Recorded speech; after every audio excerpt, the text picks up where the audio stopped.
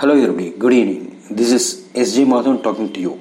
This is about the overseas exam centers for NEET examination.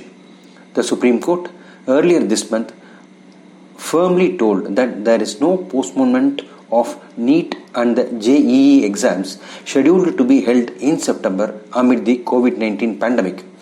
The Supreme Court dismissed a petition and refused to pass orders for setting up exam centers abroad for NEET students residing overseas amid the COVID-19 pandemic.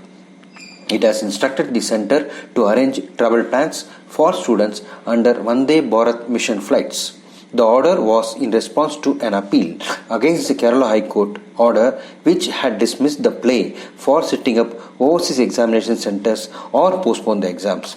The public interest was kept in view as spread of coronavirus is worsening. The Justice Nageshwara Rao, being the head of an apex court bench, refused the request of waiving off quarantine conditions for students returning from various other countries. However, the relaxation of 14-day quarantine rule is left to the authorities concerned.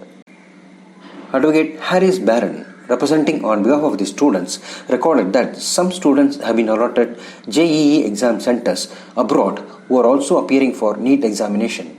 Nearly 60% students are planning to take up both NEET and JEE exams. As the time gap between these two exams is hardly a week, it is difficult for the students to appear for both the exams. The top court bench is of the opinion that whoever write NEET do not write any other exams and wondered how it will be outside India. Students seriously study for NEET exam from an early class for getting into medical courses. The court have observed that no students approached them who take up both NEET and JEE. Based on previous Supreme Court order, the center reiterated that exams will not be postponed. Let us only hope the confusion ends soon for the students to write exams with due comfort. If you like these postings, please share it to your friends and relatives, click the bell icon and subscribe. Thank you.